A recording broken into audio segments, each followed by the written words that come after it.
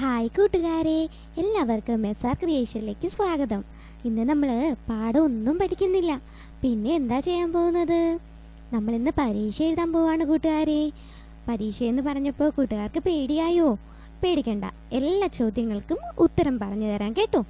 അപ്പോൾ നമ്മളിന്ന് കൂട്ടുകാരുടെ മലയാളം പാഠപുസ്തകത്തെ ആസ്പദമാക്കിക്കൊണ്ടുള്ള പ്രീവിയസ് ചോദ്യപേപ്പറാണ് ഡിസ്കസ് ചെയ്യാൻ പോകുന്നത്. അപ്പോൾ കൂട്ടുകാരെ, എക്സാമിന് വേണ്ടി പ്രിപ്പയർ ചെയ്യുന്ന കൂട്ടുകാർക്കായി SR ക്രിയേഷൻസിൻ്റെ എക്സാം പാക്ക് 1 മുതൽ 7 വരെയുള്ള എല്ലാ സബ്ജക്റ്റിൻ്റെയും മോഡൽ ക്വസ്റ്റ്യൻ പേപ്പേഴ്സും അതിൻ്റെ ആൻസേഴ്സും വീഡിയോയിൽ ഉൾപ്പെടുത്തിയിരിക്കുന്നു. ഓരോ ക്ലാസ്സുകളും തിരിച്ചറിയാൻ കഴിയും വിധത്തിലാണ് അതിൻ്റെ കവർ പേജസുകൾ ക്രമീകരിച്ചിരിക്കുന്നത്. കൂട്ടുകാർക്ക് ഏതെങ്കിലും വിഷയങ്ങൾ ലഭിക്കുന്നില്ല എങ്കിൽ താഴെ കാണുന്ന വാട്സപ്പ് നമ്പറിൽ ഞങ്ങളെ കോൺടാക്റ്റ് ചെയ്യുക. സെർച്ചിൽ കൂട്ടുകാർക്ക് വേഗത്തിൽ ലഭിക്കാൻ വേണ്ടിയിട്ട് ചാനൽ പ്ലേലിസ്റ്റിൽ വീഡിയോസ് അപ്ലോഡ് ചെയ്തിട്ടുണ്ട്. അപ്പം നമുക്ക് നേരെ പരീക്ഷയിലേക്ക് കിടക്കാം.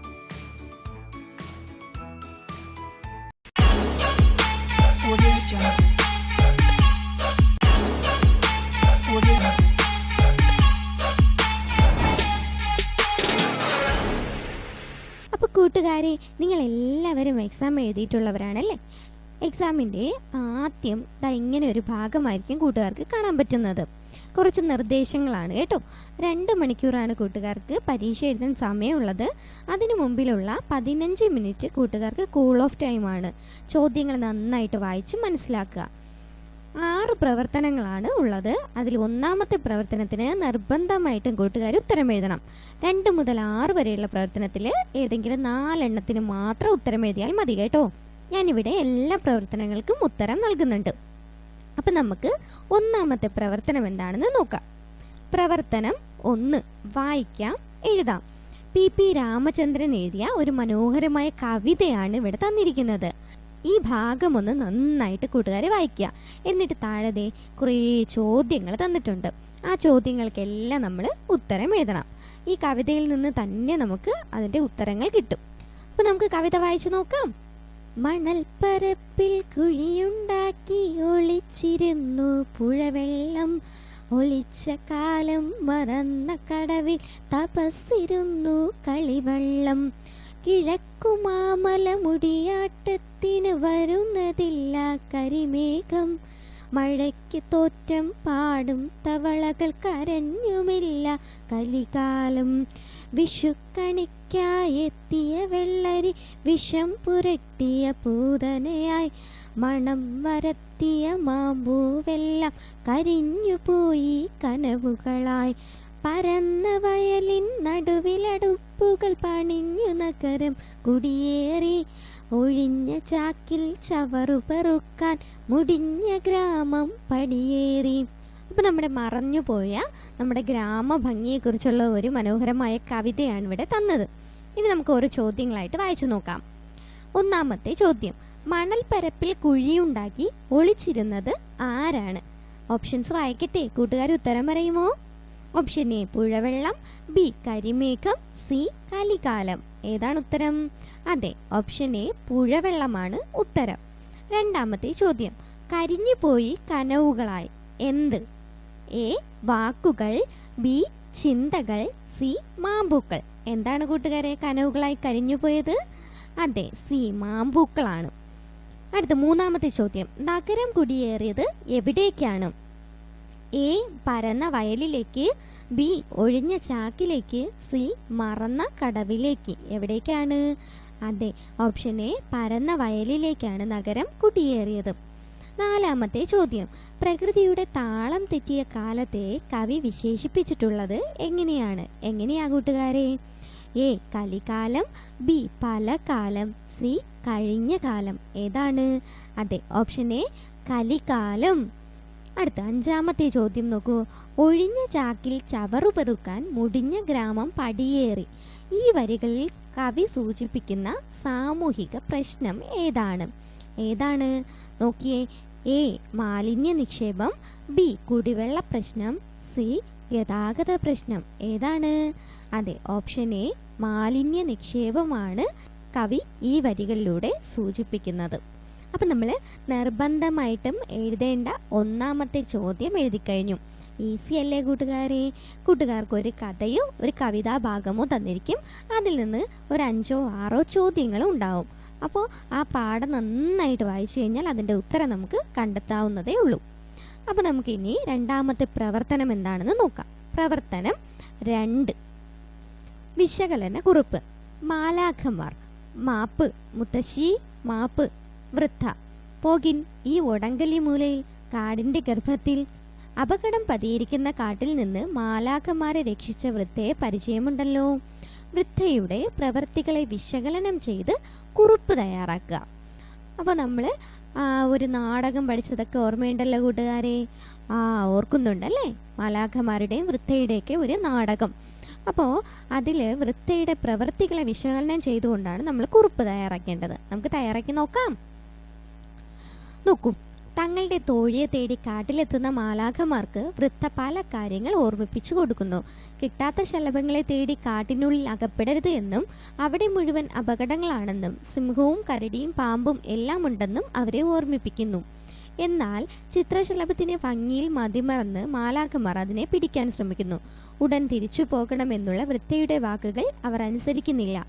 തങ്ങളുടെ തോഴിയെ കൂടാതെ തിരിച്ചു പോകില്ല എന്നതായിരുന്നു അവരുടെ നിലപാട്. അതിൽ തന്നെ ഉറച്ചു നിൽക്കുകയും ചെയ്തു. എല്ലായ്പ്പോഴും നമുക്ക് നേരെ സഹായഹസ്തങ്ങൾ നീട്ടി നിൽക്കുന്ന പ്രകൃതിയാണ് നാടകത്തിൽ മുത്തശ്ശിയായി പ്രതിനിധാനം ചെയ്തിരിക്കുന്നത്. നിസ്വാർത്ഥമായ പ്രകൃതിയുടെ സ്നേഹവും സഹായവുമാണ് മുത്തശ്ശിയിലൂടെ പ്രതിഫലിക്കുന്നത്. അപകടങ്ങളിൽ നിന്ന് മാലാഖമാരെ പ്രകൃതിയായ മുത്തശ്ശി സംരക്ഷിക്കുന്നു. അപ്പോൾ കൂട്ടുകാരെ, ഇതുപോലെ വൃദ്ധയുടെ പ്രവൃത്തികളെ കൂടുതലായിട്ട് വിശകലനം ചെയ്തുകൊണ്ട് കുറിപ്പ് തയ്യാറാക്കുക കേട്ടോ. അടുത്തിനി മൂന്നാമത്തെ പ്രവർത്തനം നോക്കൂ. പ്രവർത്തനം 3, സംഭാഷണ രചന. നമ്മൾ കുഞ്ഞു ക്ലാസ്സുകൾ മുതൽ പഠിച്ചു വരുന്നതാണല്ലേ സംഭാഷണം എഴുതുക. എന്തിനെ കുറിച്ചാണ് സംഭാഷണം എഴുതേണ്ടത്? നമുക്ക് ചോദ്യം വായിച്ചു നോക്കാം. കുന്നിൻ ചെരുവിൽ ഒറ്റയ്ക്കായി പോയ കുട്ടി പിന്നീട് കുഴലൂത്തുകാരനെ കണ്ടുമുട്ടി.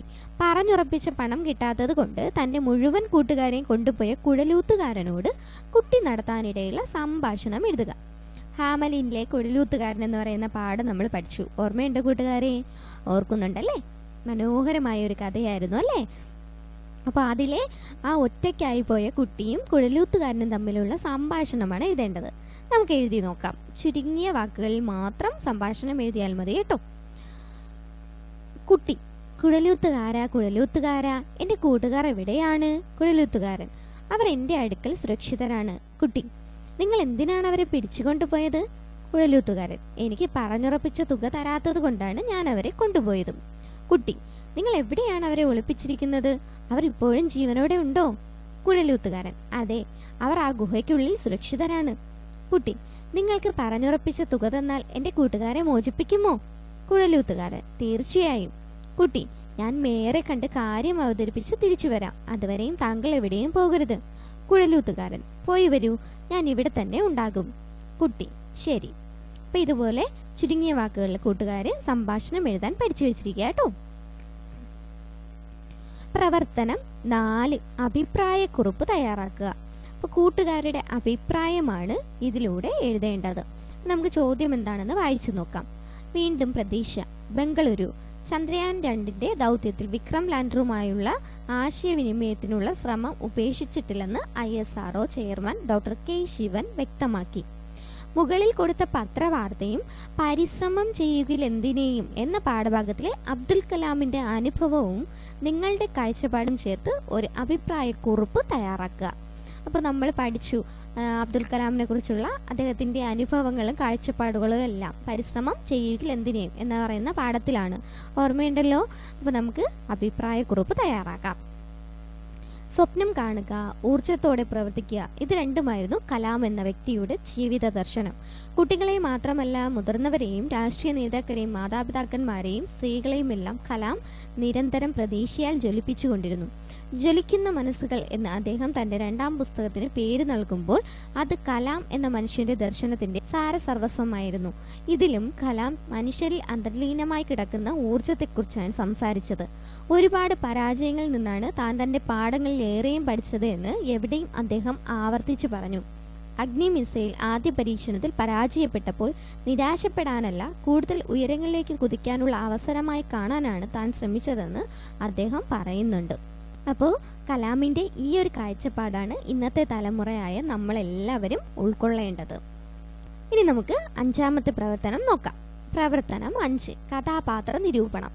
നമ്മൾ പഠിക്കുന്ന എല്ലാ പാഠങ്ങളിലും നമ്മൾ എഴുതുന്ന ഒരു ചോദ്യമുണ്ടെങ്കിൽ അത് കഥാപാത്ര നിരൂപണമാണ് അല്ലേ?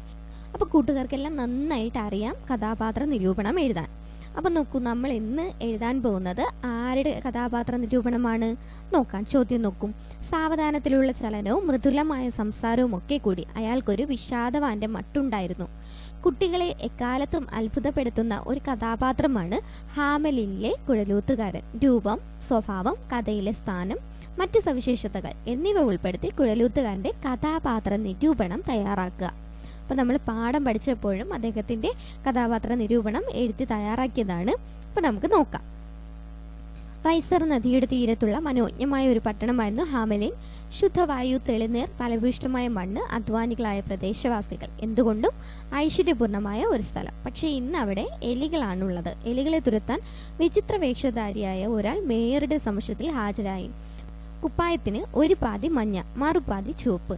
മഞ്ഞയും ചുവപ്പും വരകളുള്ള ഒരു നീണ്ട ഉറുമാൽ കഴുത്തിൽ കെട്ടിയിരിക്കുന്നു. കൂടാതെ കട്ടിയുള്ള ഒരു ചരടും അതിൻ്റെ ഒരറ്റത്ത് ഒരു കുഴൽ വാദ്യവും തൂങ്ങിക്കിടക്കുന്നു. ഇതായിരുന്നു കുഴലൂത്തുകാരൻ്റെ വേഷം. കുഴലൂത്തുകാരന് കഥയിൽ പ്രധാന പങ്കാണുള്ളത്. പണം മാത്രമാണ് അദ്ദേഹത്തിൻ്റെ ലക്ഷ്യം. അദ്ദേഹത്തിന് സഹജീവികളോട് സ്നേഹമോ കരുണയോ ദയയോ ഒന്നും തന്നെ ഇല്ല. അപ്പോൾ ഇതുപോലെ കൂട്ടുകാർ കുഴലൂത്തുകാരൻ്റെ സ്വഭാവ സവിശേഷതകൾ ഉൾപ്പെടുത്തിക്കൊണ്ട് ഒരു കഥാപാത്ര നിരൂപണം സ്വന്തമായിട്ട് തയ്യാറാക്കി നോക്കുക കേട്ടോ. അപ്പോൾ ഇനി നമ്മൾ നമ്മുടെ പരീക്ഷയുടെ അവസാനത്തെ ചോദ്യത്തിലേക്ക് കടക്കുകയാണ്.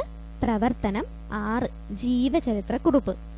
ഈ ചോദ്യം എല്ലാവർക്കും ഇഷ്ടമുള്ള ഒരു ചോദ്യമാണ് അല്ലേ? കാരണം ഇതിനകത്ത് തന്നെ എല്ലാ ഉത്തരങ്ങളും ഉണ്ട്. നമ്മൾ അതിനെ ഒന്ന് വിശദീകരിച്ച് എഴുതിയാൽ മാത്രം മതി. അപ്പോൾ ഇവിടെ നോക്കൂ, ഇവിടെ നമുക്ക് പടയണി എന്ന ലേഖനം തയ്യാറാക്കിയ ഡി വിനയചന്ദ്രനെ കുറിച്ചുള്ള കുറേ കാര്യങ്ങളാണ് തന്നിട്ടുള്ളത്. ഇനി കൂട്ടുകാർക്ക് അറിയാവുന്ന കാര്യങ്ങളും മുകളിൽ തന്നിരിക്കുന്ന സൂചനകളും ഉൾപ്പെടുത്തി ഇദ്ദേഹത്തിൻ്റെ ഡി വിനയചന്ദ്രൻ്റെ ജീവചരിത്രക്കുറിപ്പ് തയ്യാറാക്കണം. നമുക്ക് തയ്യാറാക്കി നോക്കാം. നോക്കൂ, നമ്മൾ പാഠം പഠിച്ചപ്പോൾ പറഞ്ഞതാണ്, വായിച്ചതുമാണ്. അത് തന്നെയാണ് ഇവിടെയും തന്നിരിക്കുന്നത്. ഡി വിനയചന്ദ്രൻ 1946 ജനിക്കുന്നു, 2013 അദ്ദേഹം മരിക്കുന്നു. ആധുനിക കവികളിൽ പ്രമുഖനാണ് ഡി വിനയചന്ദ്രൻ. നമ്മുടെ നാടോടി ഗാനങ്ങളുടെ പാരമ്പര്യവും ലോക കവിതയുടെ പുതുധാരകളും സമന്വയിപ്പിച്ചവയാണ് വിനയചന്ദ്രൻ്റെ കവിതകൾ. കൊല്ലം ജില്ലയിലെ പടിഞ്ഞാറെ കല്ലടയിലാണ് ജനിച്ചത്. കേരള സാഹിത്യ അക്കാദമി പുരസ്കാരം ലഭിച്ചിട്ടുണ്ട്. നരകം ഒരു പ്രേമ കവിത എഴുതുന്നു. ദിശാസൂചി, കായ്ക്കരയിലെ കടൽ, വീട്ടിലേക്കുള്ള വഴി, സമയമാനസം, സമസ്ത കേരളം പിയോ ഇവയൊക്കെയാണ് ഇദ്ദേഹത്തിൻ്റെ പ്രധാന കവിതാ സമാഹാരങ്ങൾ. പൊടിച്ചി, ഉപരിക്കുന്ന് ഇവ ഇദ്ദേഹത്തിൻ്റെ നോവലുകളാണ്. പേരറിയാത്ത മരങ്ങൾ എന്ന കഥ ഡി വിനയചന്ദ്രൻ എഴുതിയിട്ടുണ്ട്. ഈ കൃതികൾക്ക് പുറമെ നിരവധി വിദേശ കവിതകളും ഇദ്ദേഹം വിവർത്തനം ചെയ്തിട്ടുണ്ട്. അപ്പോൾ ഇതുപോലെ കൂട്ടുകാരെ ജീവചരിത്ര കുറിപ്പുകളൊക്കെ ഒന്ന് വായിച്ച് മനസ്സിലാക്കി വെച്ചിരിക്കുക. അപ്പോൾ ഏതെങ്കിലും ഒന്ന് ചോദിച്ചാൽ കൂട്ടുകാർക്ക് എഴുതാമല്ലോ. അപ്പോൾ കൂട്ടുകാരെ, നമ്മൾ പരീക്ഷ എഴുതി കഴിഞ്ഞു. കൂട്ടുകാർക്ക് പരീക്ഷ എളുപ്പമായിരുന്നു? ചോദ്യങ്ങളും ഉത്തരങ്ങളൊക്കെ മനസ്സിലായോ? കൂട്ടുകാർ പാഠങ്ങളൊക്കെ നന്നായിട്ട് വായിച്ചു വെച്ചിരിക്കുക കേട്ടോ. അപ്പോൾ എവിടെ നിന്ന് ചോദ്യങ്ങൾ വന്നാലും നിങ്ങൾക്ക് എഴുതാനായിട്ട് കഴിയും. അപ്പോൾ കൂട്ടുകാർക്ക് ക്ലാസ്സുകൾ ഇഷ്ടമാവുകയാണെങ്കിൽ ലൈക്ക് ചെയ്യുക, നിങ്ങളുടെ കൂട്ടുകാർക്ക് കൂടെ ഷെയർ ചെയ്ത് കൊടുക്കുക. അപ്പോൾ നമുക്ക് അടുത്ത എക്സാം സ്പെഷ്യലുമായിട്ട് ഉടനെ തന്നെ കാണാം. Thank you for watching.